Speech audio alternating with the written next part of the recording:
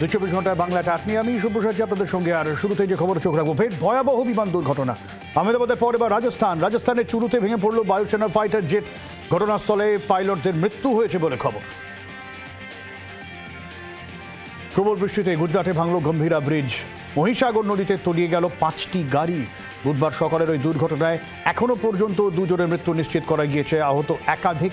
Bridge ভেঙে পড়ার জেরে বিচ্ছিন্ন ভদোদরা ও আনন্দ এলাকার যোগাযোগ।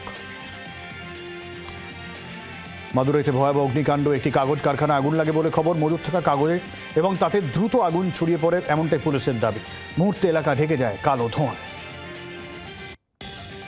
ব্রিক্সের ওপর 10% শুল্ক চাপানোর হুঁশিয়ারি মার্কিন প্রেসিডেন্ট ডোনাল্ড ট্রাম্পের। ভারতের উদ্দেশ্যে তার হুঁশিয়ারি, খুব শিগগিরই ব্রিক্সের সদস্য দেশগুলিকে 10% শুল্ক দিতে হবে। তার দাবি, আমেরিকার ক্ষতি করার উদ্দেশ্য নিয়ে ব্রিক্স তৈরি হয়েছে। যদি ভারত এর অন্তর্ভুক্ত থাকে তাকেও মূল্য চোকাতে হবে, এমনটাই দাবি ট্রাম্প। ব্রাজিলের সর্বোচ্চ অসামরিক সম্মান পেলেন প্রধানমন্ত্রী নরেন্দ্র মোদী। প্রধানমন্ত্রী রাতে এই সম্মান তুলে দেন ব্রাজিলের প্রেসিডেন্ট। ভারত ব্রাজিল দ্বিপাক্ষিক সম্পর্ক জোরদার করতে এই সম্মান, এমনটাই দাবি ব্রাজিল সরকারের। এই সম্মান পাওয়ার পরে ব্রাজিল সরকারকে কৃতজ্ঞতা জানান প্রধানমন্ত্রী।